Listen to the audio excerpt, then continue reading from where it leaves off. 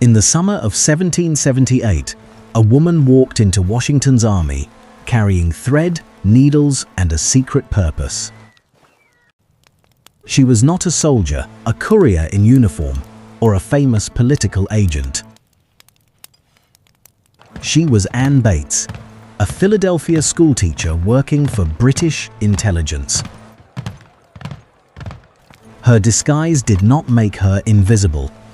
It made her ordinary enough to be ignored.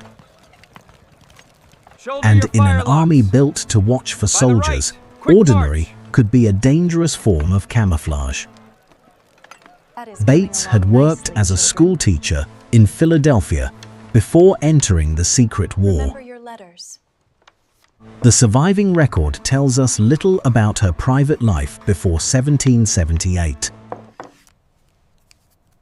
That silence matters, because later stories often fill it with details the documents do not provide.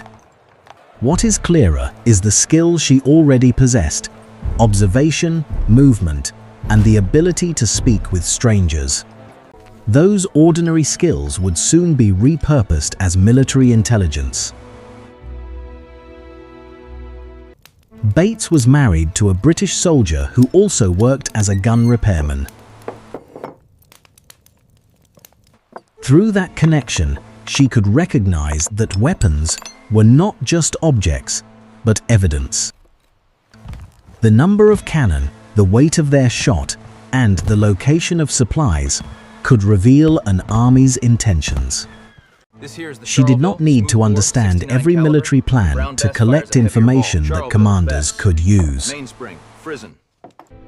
She only needed to notice what other people dismissed as background. In June 1778, the British evacuated Philadelphia after France entered the war on the American side. Bates followed the British army toward New York after her husband joined the movement.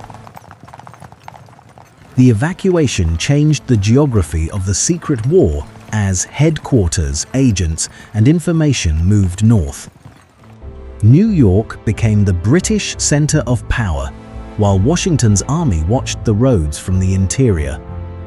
Between those positions lay the space an undercover traveler could cross. And Washington's Continental Army. In New York, Bates asked to see John Craig, a civilian connected to British intelligence. Craig already trusted her and recognized that she knew people connected to the British Army. He brought her to Major Duncan Drummond, one of the men organizing Clinton's spy network. The surviving manuscript is unsigned, but it describes a woman trusted enough to be sent among the rebels. The recruitment was practical, quiet, and built on a judgment about character. Drummond proposed sending Bates into the American camp under the appearance of selling small goods. The cover was not elaborate because the world around an army was full of people buying and selling. A peddler could ask questions that a military scout could not. A fair price for a sturdy basket, wouldn't you agree, sir? She could walk, listen, count, and leave with an explanation that required no secret signal. The disguise worked by making the mission look like commerce. For expenses, Bates received 5 guineas and assembled a pack of useful small goods. Thread, needles, combs, knives, and medicines could be sold to soldiers and camp followers. The goods gave her a reason to approach people and time to remain near them. Every sale also created an opportunity to hear a name, a rumor, or a movement order. The pack was both merchandise and access. On June 29, 1778, Bates left British-held New York for her first recorded mission. Her route led toward White Plains, where Washington's army was encamped. She carried a cover story, a basket of goods, and instructions to look for a man named Chambers. The mission appeared narrow, but the camp contained far more information than one contact could provide. Bates was about to discover how quickly an intelligence plan can become a test of judgment. White Plains was not a sealed fortress. It was an army spread across roads, fields, tents, and houses. Soldiers, sutlers, families, servants, and traders moved through the same spaces. That traffic gave Bates cover, but it also meant that any unusual face might be remembered. She entered the camp as Mrs. Barnes, a peddler with ordinary goods to sell. In 1778. The success of the disguise depended on never looking as if she needed the army to notice her. Bates had to move through military checkpoints and camp boundaries without attracting suspicion. A peddler's basket helped explain why she was there, but it did not guarantee safety. She had recently been arrested, searched, and held for a day and a night on an earlier mission. Release did not mean the danger had disappeared. It meant she had survived one examination. Every later entry carried the memory of how close the cover could come to breaking. Drummond had instructed Bates to find an American soldier named Chambers. Chambers was supposed to be a source of information inside the camp. But Bates could not locate him, and later learned that he had been killed in battle. The original plan had failed before she had collected what she needed. A less capable agent might have returned with nothing. Bates changed the mission from finding one man to learning what the camp revealed on its own. She could sell goods slowly, ask harmless questions, and listen to the answers around her. How much for the lot, man? She could study where cannon stood, where supplies gathered, and which roads carried traffic. The change was not a dramatic order from headquarters. It was a decision made inside the camp. Her value came from recognizing that the failed plan had opened a larger opportunity. We must adjust the cordon. Bates counted cannon and studied their positions instead of relying only on rumor. She observed weapons as a map, where they stood, how they faced, and what roads reached them. Numbers did not reveal an entire strategy, but they revealed the Army's physical capacity. The work required memory because a written inventory would have exposed her if searched. Can you deliver? Her mind became the first container for the report. She also watched the supplies that kept the army in motion. Wagons, stores, ammunition, food and medicine showed how long a force could remain in place. A camp with many soldiers but thin supplies was not the same as a camp ready to attack. Bates was not writing a modern logistics report, but she was reading the same problem. Military strength could be measured by what the camp could sustain. After selling most of her goods, Bates made her way back to British-held New York. The emptying basket helped complete the story of a successful peddling trip. She carried the real report in memory, and in the sequence of details she could explain. Just north of the city. The journey back was dangerous because the value of the mission now existed inside her. A checkpoint could turn observations into evidence against her. I have urgent intelligence for Major Drummond. We hold the high Bates ground here, reported sir. to Their Drummond flank is exposed to after this crossing. returning from the If we first move Green's expedition. brigade across the stream by dawn, can we surprise them? Her account combined numbers, locations, weapons, and impressions gathered over several days. The record does not preserve every word she spoke, so the documentary must not invent a full dialogue. What survives is the pattern. She returned, reported, and was sent out again. The network treated her observations as useful enough to justify another risk. On July 29, Drummond sent Bates back toward the American troops. This time she knew the camp's broad shape and understood what information had value. She still carried the same cover, but familiarity could be as dangerous as ignorance.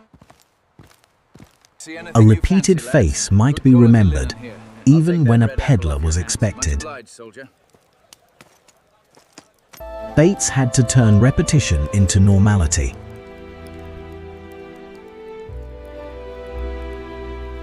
When Bates returned, the camp was not exactly the one she had left. Troops moved, supplies shifted, and artillery positions could change with the army's needs. An intelligence report was always a photograph of a moving target.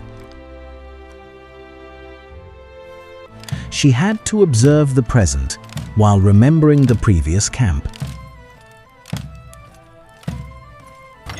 Change itself became information.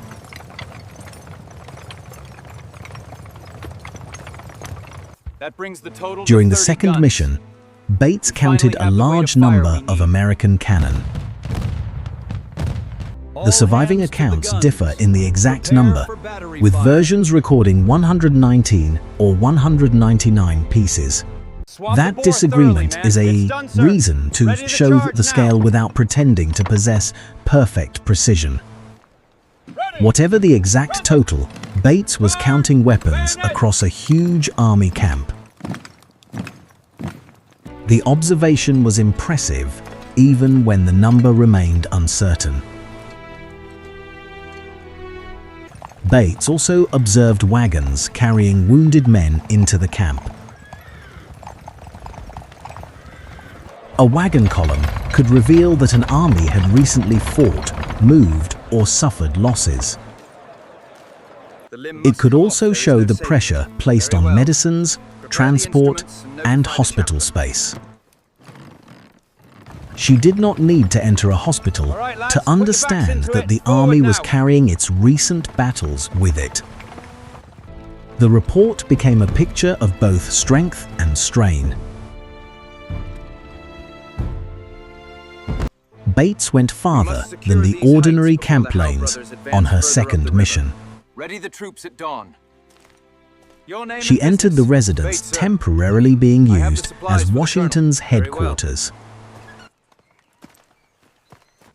There she saw the commanding general, but she did not learn useful information from the encounter. The significance was not a stolen conversation, it was the access itself. A peddler had reached the room where the army's decisions were being made. The general Mount is focused Vernon on the later river crossing. preserved a concise version of If the French Bates's arrive in own time, account of this it might moment. just work. She had the opportunity to move through the army and observe the strength and situation of each brigade. She also noted cannon, their positions, and the weight of the shot they carried. But seeing Washington did not mean she understood every decision in his mind. The evidence supports access, observation, and reporting, not a secret private conversation. The headquarters visit yielded no useful secret, and that failure is part of the story. Espionage is not a sequence of perfect discoveries. A spy can reach the most important room and still hear nothing that changes a campaign. The value of Bates's mission came from the accumulation of ordinary observations. Her report was powerful because it assembled many small facts into one picture. After 3 or 4 days, Bates left the American camp again. She carried a richer report than the first, but also a greater risk of being remembered. Repeated access creates information and exposure at the same time. The British network now knew that the cover could work inside Washington's I army. am Matthew Bates, requesting entry. The next mission would lock together because this one had produced something worth using. Bates reported the camp's weapons, men, roads, and quarters to Drummond's network. They are fortifying the west flank. The information could be compared with reports from other sources. Good intelligence is rarely one person's complete truth. It is a pattern built from imperfect views. Bates's report became valuable because it was concrete enough to check against military decisions. Her mission had turned a peddler's route into a line of information between 2 armies. Bates arrived at White Plains again on August 12, still under the name Mrs. Barnes. By now, she knew enough of the camp to notice what had disappeared. The army was preparing movement, and rumors traveled faster than official orders. Her most dramatic report would combine a real movement with a plan that never happened. That mixture is exactly why the historical record must be read carefully. At headquarters, Bates overheard an officer describe preparations for an invasion of Long Island. The report spoke of 600 boats and thousands of troops. The plan was never carried out, but Bates had no way to know that when she heard it. A rumor inside headquarters could look like an order when carried across enemy lines. Espionage does not remove uncertainty, it transports uncertainty faster. Bates also learned that American troops had moved toward Rhode Island. That part of the report concerned a real strategic movement, even if her numbers were imperfect. Continental brigades had already begun the long journey before one of her later reports reached Drummond. To her, the difference between timing and knowledge would become central to the story. An intelligence report can be useful and still arrive too late to change the decision it describes. Bates observed another detachment of picked men leaving for Dobbs Ferry. The camp no longer looked as full as it had during her first visit. Parades were thinner, roads were busier, and empty spaces appeared between formations. She estimated that Washington's army had fallen to roughly 16 or 17,000. The exact number was an estimate, but the visible direction of change was real. On one visit, Bates counted 51 pieces of artillery and then saw 9 more arrive. The changing number showed why an army's strength could not be captured in one glance. Cannon moved, detachments left, and new equipment entered the camp. Her report was a time-stamped observation, not a permanent inventory. The intelligence was useful precisely because it described movement, as well as totals. Bates returned to British headquarters on August 19, with information about the American movements. Her report gave Clinton's network a view of a camp that was changing by the day. Are you certain of the source's veracity? It also contained claims that were wrong, including the timing of the Rhode Island movement. The report was neither worthless nor perfectly decisive. It was a human document produced under pressure, distance, and incomplete access. The main body continues west. Later histories sometimes credit Bates's information with causing the British defense of Newport. That claim is too simple for the surviving chronology. Yes, but the terrain near the causeway is problematic for the artillery. British reinforcements had already been sent toward Newport before Bates's August report. Her information may have confirmed concerns, but it did not create the entire British response.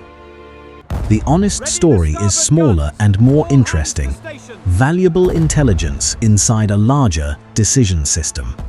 The Rhode Island campaign unfolded under the pressure of a French fleet near Narragansett Bay. The American and French expedition hoped to attack the British position at Newport.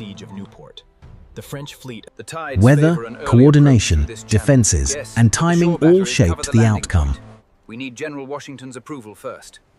Bates's reports belonged to that larger operational environment. No single spy could control the sea, the weather, or the decisions of several armies. An intelligence report can be almost right and still alter how an enemy sees the field. Bates correctly saw troop movement and artillery change, but she also carried rumors that never became action. The British had to decide what to trust before the next dispatch arrived. The main force marched south through the Delaware Valley. That uncertainty is not a flaw in the story. It is the normal condition of espionage. The spy's danger and the commander's doubt are part of the same system. Even with its errors, Bates's information impressed the men who handled it. A later British assessment described her intelligence as superior to other reports available to them. That praise should be read as evidence of her reputation inside the network, not as proof that every report was correct. Her value lay in access, endurance, and a willingness to return where other agents could not. The network sent her again because she had earned its confidence. In September 1778, a deserter from the British 27th Regiment recognized Bates during another mission. The danger came from someone who knew her from the British side of the war. Her cover could survive suspicion from strangers, but recognition changed the calculation instantly. A familiar face had crossed from one army into the other.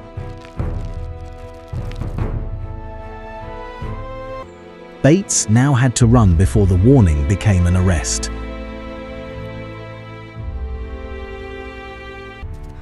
Bates escaped before she could be taken up as a spy. The surviving account describes a hurried retreat rather than a cinematic chase. She knew the roads, the checkpoints, and the danger of carrying a recognizable identity. Her survival depended on speed, ordinary movement, and the confusion of wartime travel. The peddler who had walked into the camp now had to vanish from it. After the recognition, Bates stopped penetrating Washington's headquarters in the same way. The change was not a confession or a public exposure. It was a security adjustment. An effective spy knows when a successful method has become too familiar. The camp was still there, but the route through it was no longer safe enough. Bates's greatest mission had also marked the end of her easiest access. Bates did not disappear from espionage after White Plains. She continued clandestine work between 1778 and 1780. The surviving accounts describe reports on shipping, flour, agents, and movements beyond the original camp. Her work became less visible because the documentary record is scattered across memoranda and petitions. The secret war continued even when the famous mission had ended. When Bates's husband was sent to Charleston after the British capture of the city in 1780, she traveled with the troops. The record indicates that she did not undertake further espionage there. The change shows that service to an intelligence network was shaped by movement, family, and circumstance. Not every journey became a mission. Position the ordnance. Sometimes the archive ends with a person carried along by the army she once watched. Bates and her husband sailed to England in 1781. The American War continued across the Atlantic in its political consequences, even as her missions ended. The woman who had crossed between New York and White Plains now left the theater of operations. Her wartime identity would later return through a petition for compensation.